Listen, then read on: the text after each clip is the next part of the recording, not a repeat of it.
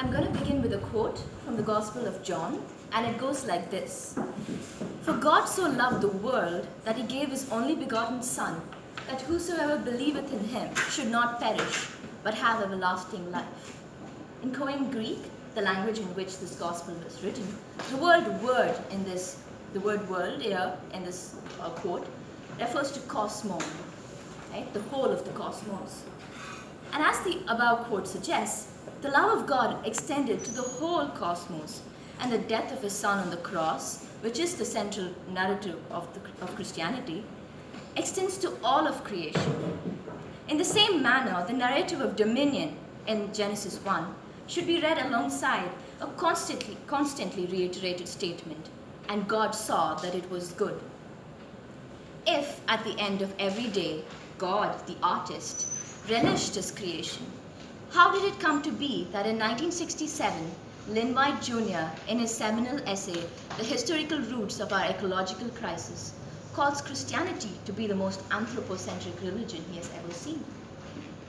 In August last year, an explosion occurred in China that was caused by a company handling dangerous chemicals. It obviously affected thousands of lives and radically altered the environment. And one of the women who was affected by this, it was interviewed. She asked the following question. They say there are no problems now, but what about the future? Listening to these words, I cannot help but wonder, how do we, all of us sitting here perhaps, conceive eternity? Do we fall victim to the error that many have fallen victim to before, that there is no end to our civilization?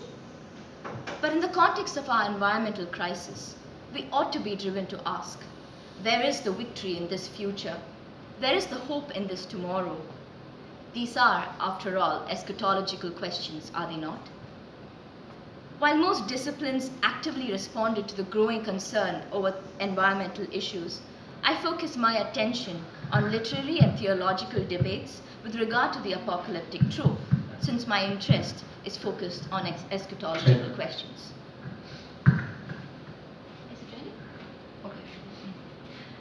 I'm just going to give you a short definition of what the apocalyptic trope is, and I'm going to take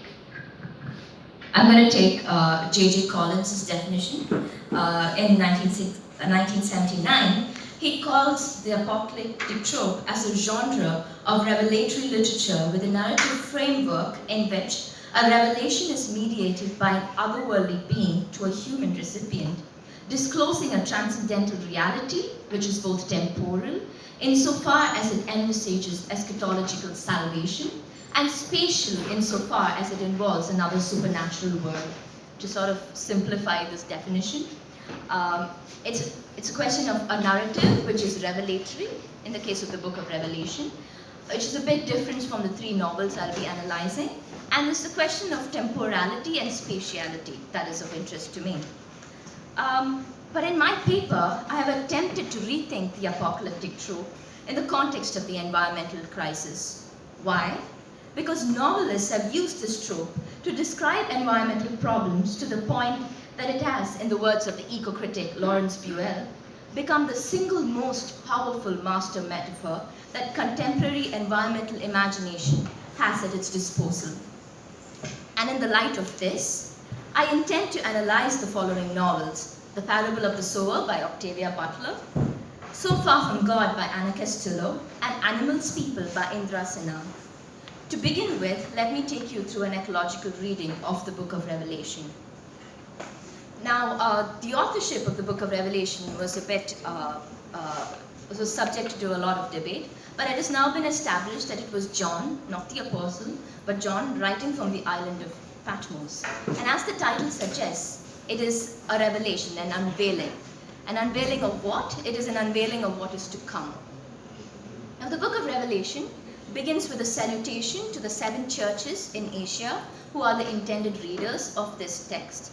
And the call of for these people is to remain true to the one true God and to his Son, and to bear witness to his Son, which is Christ. And why do you have to worship this God?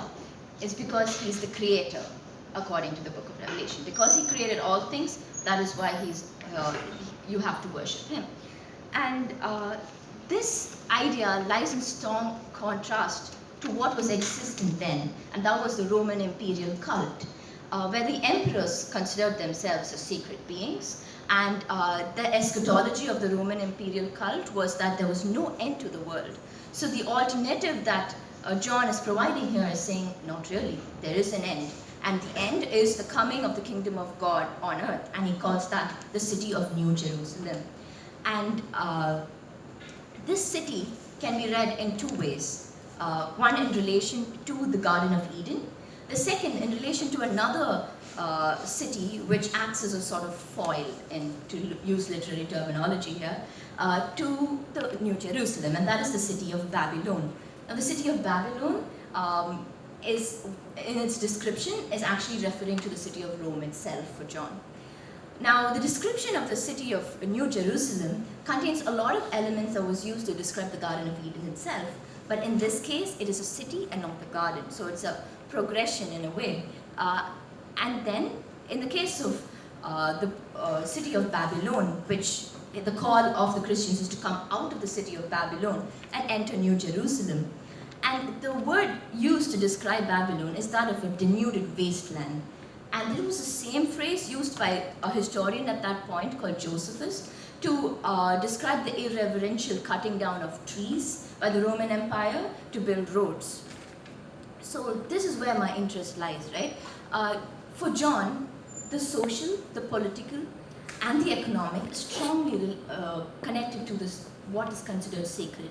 So for the Christians, they were being persecuted at that point, but not to a great degree. Some of them are considering participating as citizens, participating as Roman citizens would do. But John is saying that's not possible. If you consider Christ, the slaughtered lamb, to be the sacred being, you cannot, because what Rome considers to be sacred is different. Right? And based on this reading, I've sort of done two levels of analysis in my paper, but I'm going to take you through only one of it. But just to give a short introduction to my first level of analysis, it was with regard to the question of suffering and injustice and the critique of the empire, which you see happening in the book of Revelation as well. I see in the apocalyptic trope this strong connection between the material and the creative, and a way of creatively expressing the question of injustice done to all the protagonists in the three novels, and in the process producing a critique of an empire which changes according to the context in which the novel was written. So in the case of The Parable of the Soul, it is by an African-American writer, and she uses slave narratives of the past to rethink the environmental problems at hand, and she produces a dystopic future. In the case of So Far From God, it's a Chicano writer set in Mexico. Again, the story centers around a mother, Sophia, and her 4 daughters, and all of them fall victim to some sort of social, economic, and environmental problems, and they use narratives of their Chicano past, which is both a Spanish, Aztec, Mexican, and Christian, in order to criticize the American capitalism at that point. And then in the case of Animals People, it is set in the city of Kaufpur, which is reminiscent of the Bhopal gas tragedy, and the protagonist is a cripple. His name is Animal itself, and he at the same time, as a being who is less than human because he's crippled, right, sort of takes up this identity as an animal, and again produces a very interesting critique of the city of Kaufpur. The second level of my analysis is with regard to the question of time, the question of envisioning a hope in the midst of despair. And to go back to the book of Revelation, the Roman Empire's cosmology was based on a Greco-Roman mythology, which involved locating the imperial family within the Olympian branch. The cosmology was also centered around a particular place, Rome. As the scholar Friesen argues, a mythic consciousness requires more than just a sacred geography. It requires a definition of a meaning of time so that the unfolding of histories can be understood. So it is in the spirit of altering the very notion of time that Rome ensured that all of Asia followed the Roman solar calendar and not the lunar one. And John, in the book of Revelation, employs prophecy to enable him to imagine a world beyond the confines of the Roman notion of time. And Friesen says, the prophet traveled through times on behalf of the congregation, bringing back special knowledge of God's will in history. The retelling of the visions did more than transmit that knowledge. The oral enactment of revelation in the churches approximated the revelatory experiences and gave the members a sample of other qualities of time. And this is what interests me, because it is a question of getting a sample of other qualities of time that is important to us in the light of environmental problems. Joanna Macy, when talking about deep time with regard to environmental issues, says this: until we break out of this temporal trap, we will not be able to fully perceive or adequately address the crisis we have created for ourselves and the generations to come. And this way of looking at multiple perspectives of time also, in all these three novels, is a reimagining of a new home, a new oikos, right? And that is what you see in the book of Revelation as well, the new city of New Jerusalem. Now, taking you to the parable of the sower, it's in a dystopic future, which Butler imagines, as the culmination of the capitalist and racist tendencies of her lived context, and reconceptualizes the very notion of time by encapsulating it in this phrase, God is change. She rejects the religion of her father as a Baptist Christian and adopts a new religion called Earthseeds, and that is based on the idea that God is change. And she, over the course of the novel, travels north and sets up a new community, a new home called the Acorn community. And that is the future that is being constructed. In the case of So Far From God and Animals People, it's a bit different because the emphasis is on the nowness of time. Because what they're critiquing is this end that they envision. So a response to that notion of time is to focus on the nowness. So in So Far From God, the characters struggle in their search for an oikos. They all fall victim to the patriarchal Catholic Church and the toxic excesses of the American dream. They reinterpret the suffering of Christ through retelling of the way of the cross. So in the conclusion of this novel, there's a retelling of the way of the cross, where all of them gather together and describe the sort of pain that they've felt because of exposures to toxic chemicals, for example. And it's a question of bringing all of these feminine characters together and creating a new home.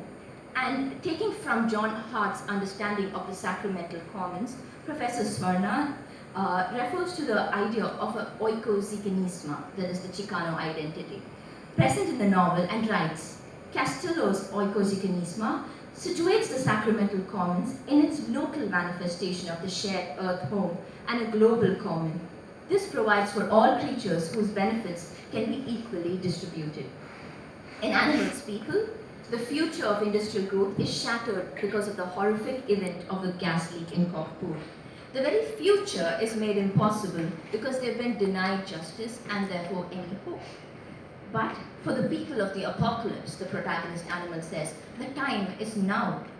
And the protagonist in the novel looks for another alternative, not for fighting for justice in the future, but for seeking the question of love itself in the present. And therefore, he concludes with the following lines in the novel. All things shall pass, but the poor remain. We are the people of the apocalypse. Tomorrow there will be more of us. The confrontation that Animal deals with towards the end of the novel is the materialization of the dilemmas that he engages with throughout the course of the story. What does it mean for him, an animal, to tell a story? What does it mean to be human in a toxic world where conventional notions of justice and hope mean nothing to victims of its toxicity? When all hopes of tomorrow have been destroyed by the company responsible for the gas leak, can one envision a post-humanist oikos rooted firmly on the idea of love? I would now like to conclude by referring to two quotes which encapsulates my argument. The first is by Joanna Macy in her prayer to future beings, and she begins with these lines. You live inside us, beings of the future. In the spiral ribbons of ourselves you are here. In our rage for the burning forest, the poisoned fields, the oil-drowned seals, you are here. You beat in our hearts through late-night meetings. You accompany us to clear cuts and toxic dumps and the halls of the lawmakers. In her book, Active Hope, she explains a widened view of time, and it's seen in the very way people think about their families. Well, when looking back at our family roots, at any point in history, there will be a familiar constellation of parents, brothers, sisters. Over time, individual characters arrive and play their parts. After all, in these novels, the culmination of the reimagining of time results in the reimagining of the oikos. The words of the Black Elk are true indeed. The Holy Land is everywhere. Thank you. Well, thank you.